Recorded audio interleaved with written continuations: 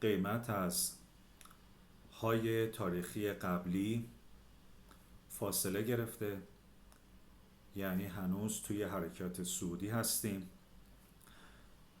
اگه بخواد صعود داشته باشه تا های قبلی میتونه صعود داشته باشه و اگه بخواد پایین بیاد تا های تاریخی قبلی 53 50 میتونه پایین بیاد.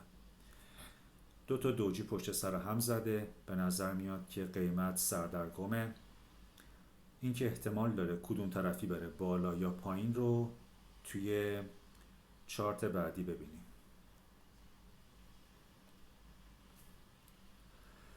خب سبز، کانال سبز تیره رنگ، کانال صعودی بلند مدت.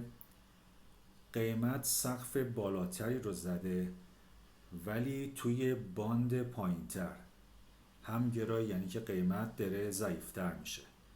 یکی دیگه از نشونه هاش چیه؟ اصلاحیه ها رو که نگاه کنیم، تا وقتی که قیمت قویه اصلاحیه ها کوچیکن، ولی وقتی که قیمت میاد توی باند پایینتر اصلاحیه ها بزرگتر میشن. مقصدا کجاست؟ مقصدا خطوط قیمت پرتردد گذشته هستن.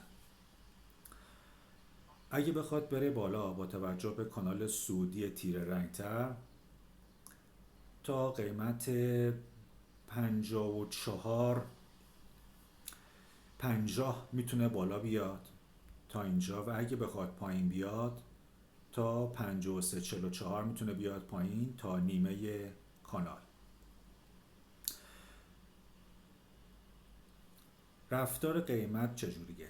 وقتی که به لبه کانال صعودی رسیده معمولا دوجی تشکیل داده، قیمت سردرگم بوده و بعد تصمیمشو گرفته و تا خط زرد قبلی اومده پایین.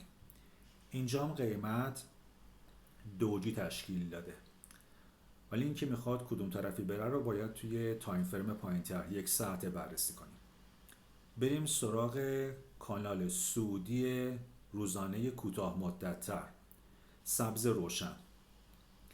دفعه قبلی اشباع خرید رو داده، از کانال زده بیرون، بعد که قیمت تصمیمشو گرفته تا قیمت قبلی پرتردد قبلی خط زرد رنگ اومده پایین.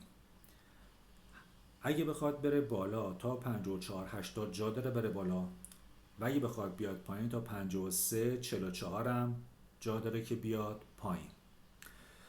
با توجه به اینکه قیمت همگرایی داده توی کانال بلند مدت روزانه و هنوزم به سقف به لبه بالای کانال صعودی نرسیده، من طرف بالا رو ضعیفتر میدم تا طرف پایین. به خاطر همین اگه سیگنال خرید ببینم با کمتر از حالت عادی پوزیشن وارد میگیرم و اگه سیگنال فروش به من بده با حالت عادی وارد میشم.